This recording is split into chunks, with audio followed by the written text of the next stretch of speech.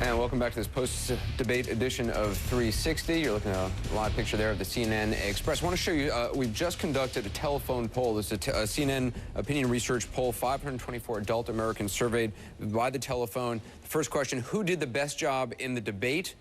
Obama, 51%, John McCain, 38%. The next question was, who would better handle Iraq? The answer to that, Obama, 52% to John McCain's 47%. And then the third question, who would better handle the economy? 58% for Obama, 37% of respondents said John McCain. What do you make of that, John King?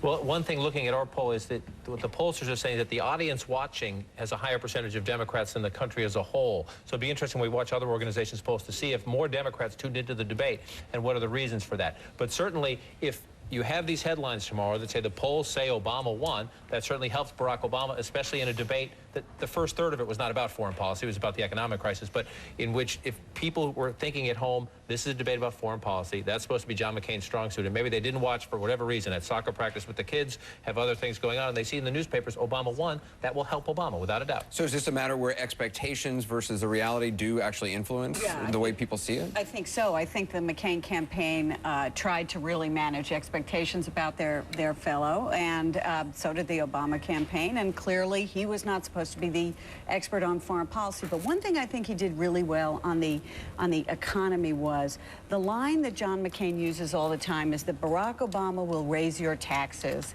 and I won't. And he took it right to McCain on the tax issue and said to people out there, if you earn, you know, under $250,000 a year, nothing's going to happen to your taxes or you'll get a tax cut. What's significant, I think, about these polls is there tends to be a multiplier effect when about these debates, that initially people aren't quite sure, but once one side is established as the winner, it becomes a self-fulfilling prophecy. I remember reading after, I think I read it on Andrew Sullivan's website, after Ross Perot's debate the first time around, a small percentage said that he had done well, he had won. By the next day, they had told friends, and it was a huge, much larger percentage said he had won. And that happened in 2000, particularly with Ronald Reagan and Jimmy Carter, and it's been true of most of these debates. So it is very important, I think, that the first objective analysis, you know, not from us, but from actual, you know, polls, and I think it's consistent across the networks, all show Obama winning. You look at this going forward, and to follow up on Gloria's point, Alex mentioned this too. One of the most effective, I thought, lines was early in the evening when they were talking about the economy, where, and this is their strategy from here on out for Obama, connecting McCain at every opportunity to George W. Bush in the last 8 years. And McCain was excellent on foreign policy tonight, I mean, clearly.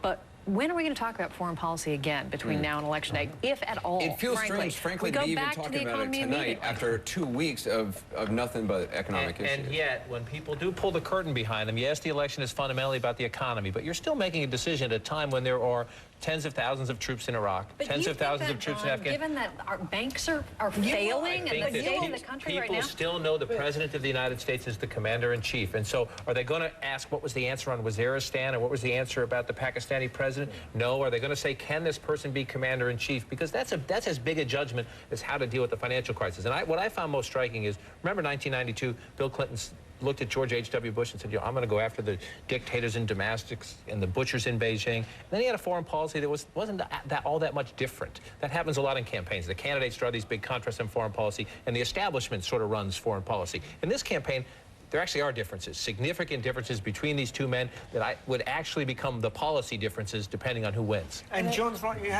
have something like 200,000 sons and daughters of America in combat situations right now. 200,000 sweating, bleeding, dying, and then their families. So sure, you know, you're right, the economy is at the forefront, but you can't take... If you look at the universe of undecided voters and who they are, they're Democrats and independents mostly. If you look at that universe, if those people thought today that Barack Obama was ready to be Commander-in-Chief, this election he would have a much bigger lead in this election. So the challenge for him in the debates is getting over that threshold. If he can do that, there's no reason he won't be the next president. I want David and Christian to weigh in, and then we got to go to break. Incredibly concerned. I travel around this country in many states, including so-called swing states, giving speeches and things like that.